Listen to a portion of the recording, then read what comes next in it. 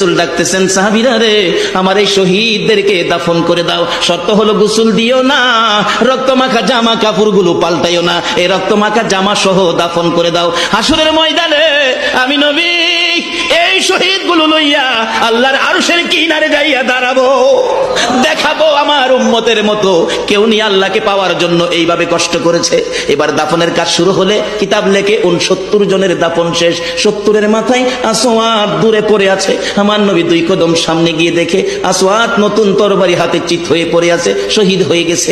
আমার নবী ডাকে, রে আসওয়াদ, মদিনার হুর বিয়ে করতে পাঠাইছিলাম, মদিনার হুর বিয়ে করলি না, যুদ্ধের ময়দানে জীবন দিয়ে বিদায় হলে। আসওয়াদ রে, নতুন তরবারিটা হাতে রে। আসওয়াদ, একজন সাহাবী বলেন, হুজুর বিয়ের বাজার করতে এসে আপনি যুদ্ধে গেছেন, খবর পাইয়া বিয়ের বাজারের টাকা দিয়ে যুদ্ধের বাজার করেছে, আসওয়াদ শহীদ হয়েছে। আমার নবী ডাকে, মাবুদ, আমার আসওয়াদকে তুমি কি দিবে?